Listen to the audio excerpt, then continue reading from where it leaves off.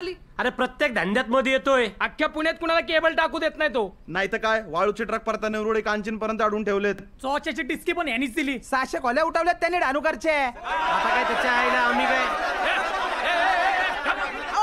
मी काय म्हणतो तुझ्या आईला. अरे एका तालुक्यातले ना आपण, मिळून खाल्लं तर पुढे जाऊ. अहो पण तुम्ही बक्कासुराला सांगा ना, त्याला एकट्यालाच सगळं खायचंय. अरे मी तर म्हणतो त्याला खरकटा पण खायचंय. एक मिनिट हो हो आप्पा आमचा सोडा.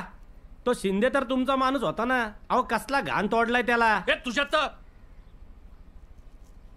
आता बोलवलं कॉम्प्रोमाइजला, तो आल्यानंतर बोला. पुण्यानो, तुमच्या सगळ्यांचा बाप आला. ए सरक बाजूला सरक. अरे आमदार साहेब नमस्कार. ए उठ. ए तू सरक तिकडे. त्याला उठ.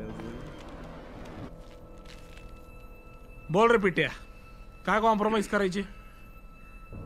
रावल्या, मित्तल माझा माणूस आहे.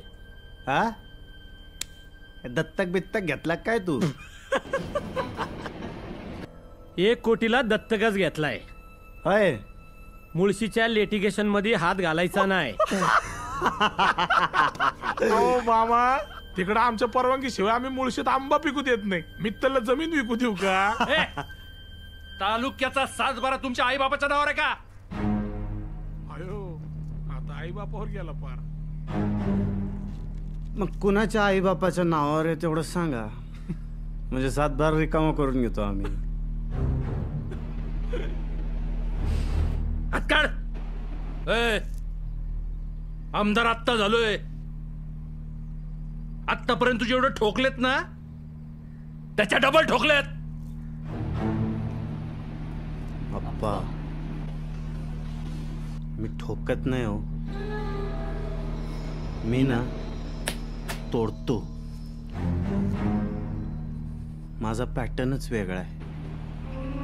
त्याच्यामुळे आवाज आहे ना, आवाज खाली ठेवायचा. नाही काय वय झालं तुमचं आता. या वयात पोस्टमॉर्टम झेपायचं नाही तुमच्या बॉडीला. बघा, मांडवली बादशाह बनू नका. अप्पांची कृपा.